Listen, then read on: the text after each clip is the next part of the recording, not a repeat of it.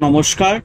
Ramakrishna TV YouTube চ্যানেলের পক্ষ থেকে সকল মা বাবা দাদু দিদা ঠাকুমা ঠাকুর দাদা দাদা দিদি ছোট ছোট ভাই বোনদের জানাই অনেক অনেক ভালোবাসা প্রীতি ও আন্তরিক শুভেচ্ছা।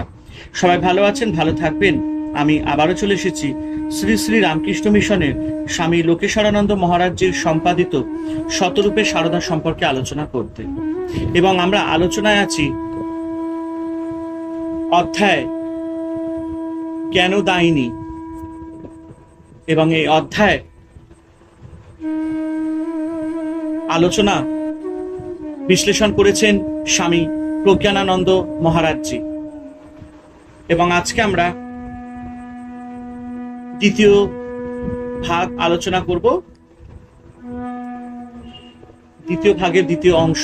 এবং একটি কথা বলবো, যারা যারা আমার আগের ভিডিওগুলি দেখা মিস করেছেন শতরূপে সারদা সম্পর্কিত, তারা অবশ্যই আমার ইউটিউব চ্যানেল রামাকৃষ্ণা টিভিতে আসবেন এবং শতরূপে সারদা প্লে লিস্টে গিয়ে আপনারা সেখান থেকে আগের শতরূপে সারদা সম্পর্কিত আলোচনার ভিডিওগুলি দেখে নিতে পারবেন। তো চলুন আজকের আলোচনা শুরু করা যাক।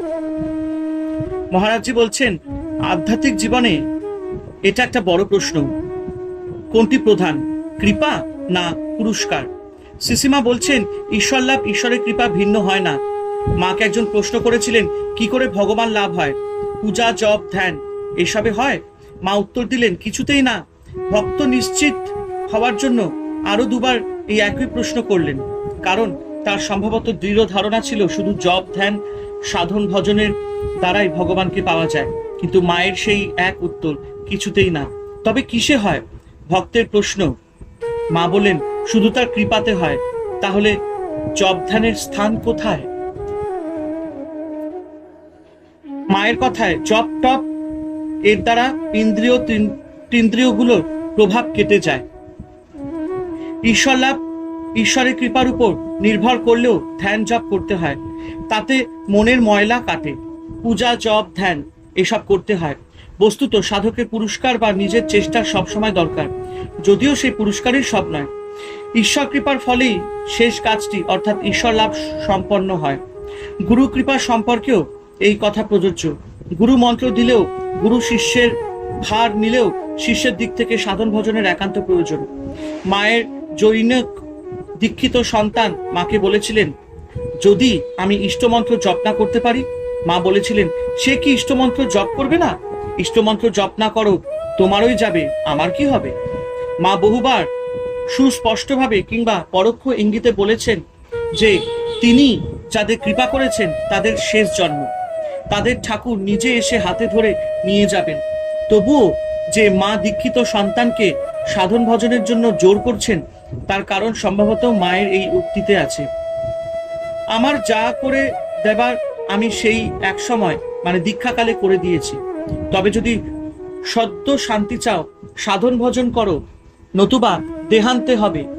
যাকে উদ্দেশ্য করে এদেশের মাতৃসাধক গিয়েছিলেন, সকলই তোমারই ইচ্ছা, ইচ্ছাময়ী তারা তুমি, কারে দাও মা ব্রহ্মপদ, কারে করো অধগামী।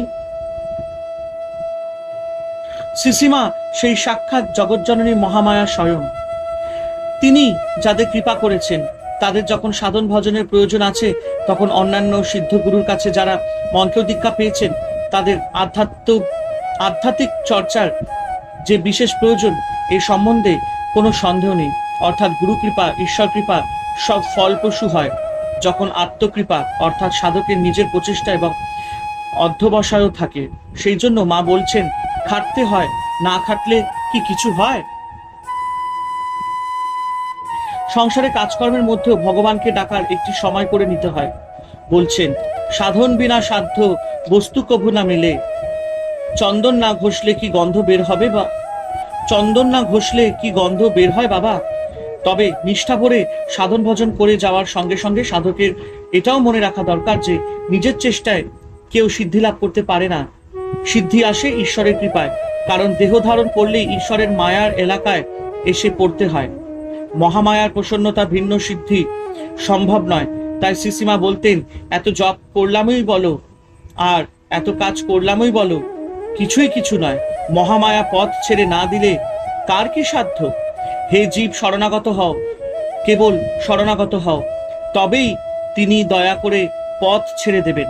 তবুও জপ ধ্যানের উপযোগিতা থেকেই যায়, কারণ তার দ্বারা কর্মপাশ কেটে যায়, এবং যে প্রারব্ধ কর্ম ভোগকে আমরা অবশ্যম্ভাবী বলে জানি, মায়ের মতে সেই ভোগও জপ ধ্যানের ফলে অনেকটা কমে যায়।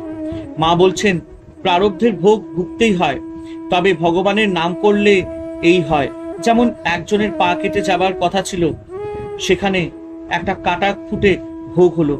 বলছেন কর্মফল ভুগতে হবেই, তবে ঈশ্বরের নাম করলে যেখানে ফাল সেধুত সেখানে ছুঁচ ফুটবে। যত তপ করলে কর্ম অনেকটা খণ্ডন হয়। যেমন সুরত রাজা লক্ষ বলি দিয়ে দেবীর আরাধনা করেছিলেন বলে লক্ষ পাঠায় মিলে তাকে এক কোপে কাটলে তার আর পৃথক লক্ষবার জন্ম নিতে হলো না। দেবীর আরাধনা করেছিল কিনা ভগবানের নামে কমে যায়। মানুষ যে বারবার সংসার চক্রে যাবার আশা করে, তার কারণ বাসনা কামনা। মা বলছেন বাসনা থাকতে জীবের যাতায়াত ফুরায় না, বাসনাতেই দেহ হতে দেহান্তর হয়। এই যাতায়াত বা দেহ হতে দেহান্তরই হচ্ছে সংসার।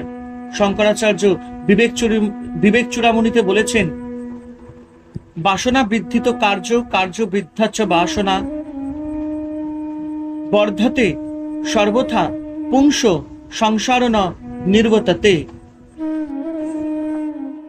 বাসনার বৃদ্ধিতে কর্মবৃদ্ধি, আবার কর্মের বৃদ্ধিতে বাসনার বৃদ্ধি হয়ে থাকে, এবং এর ফলে মানুষের সংসার গতি আর নির্বর্তিত হয় না, তার যাতায়াত ফুরোয় না। মা তাই বলছেন একটু সন্দেশ খাবার বাসনা থাকলেও পুনর্জন্ম হয়। বাসনাটি সূক্ষ্ম বীজ, যেমন বিন্দু পরিমাপ বটবীজ হতে কালে প্রকাণ্ড বৃক্ষ হয়, তেমনি বাসনা থাকলে পুনর্জন্ম হবেই। যেন এক খোল থেকে নিয়ে আর এক খোলে ঢুকিয়ে দিলে। বাসনায় সকল দুঃখের মূল, বারবার জন্ম মৃত্যুর কারণ আর মুক্তিপথের অন্তরায়। সেই জন্য মা বলতেন ভগবানের কাছে এক কথায় বলতে গেলে নির্বাসনা প্রার্থনা করতে হয়। সাধন ভজন সবকিছুরই উদ্দেশ্য বাসনা কামনার পারে গিয়ে নির্বাসনা হওয়া, কেননা বাসনা কামনাই সংসার, অথবা বলা যায় সংসারের কারণ। অদ্বৈত বেদান্ত মতে চিত্তশুদ্ধি হলেই জ্ঞানীর উদয় হয়। চিত্তশুদ্ধির অর্থই হলো বাসনা শূন্য হওয়া। সাধক রামপ্রসাদ বাসনায় আগুন জ্বেলে দিতে বলেছেন। বাসনায় দিয়ে আগুন জ্বেলে খার হবে তার পরিপাটি। এই খারের নামই চিত্তশুদ্ধি। চিত্তশুদ্ধ হয়ে বলতে চিত্ত বা মন চৈতন্যে রূপায়িত হয়। শঙ্করাচার্য বলছেন বাসনা প্রক্ষেয় মোক্ষ, বাসনার বিনাশই মুক্তি। বাসনার জন্যই স্বয়ং প্রকাশ জ্ঞান যেন আবৃত হয়ে থাকে। বাসনা শূন্য হলেই জ্ঞান হয়, এবং জ্ঞানাদের মুক্তি, জ্ঞানেই মুক্তি। মাও সেই কথাই বলছেন, নির্বাসনা হলেই তত্ত্বজ্ঞান এর উদয় হয়। নির্বাসনা যদি হতে পারো এক্ষুনি হয়, অর্থাৎ এক্ষুনি পরমার্থ বা মোক্ষ লাভ হয়। নির্বাসনার অর্থই তো জন্ম মৃত্যু প্রবাহের পার। জন্ম মৃত্যুর প্রবাহের নামই সংসার। সুতরাং বাসনার পারে গেলে শান্তি, মুক্তি এবং সংসার নিবৃত্তি। হরে কৃষ্ণ কৃষ্ণ কৃষ্ণ হরে হরে, হরে রাম রাম রাম হরে হরে। জয় শিব শম্ভু, জয় দেবী দুর্গা দুর্গতি নাশিনী, জয় মা কালী। ওং নমো ভগবতে বাসুদেবায় নমঃ, ওং নমো ভগবতে বাসুদেবায় নমঃ, ওং নমো ভগবতে বাসুদেবায় নমঃ। জয় মা শ্রী সারদা দেবীর জয়।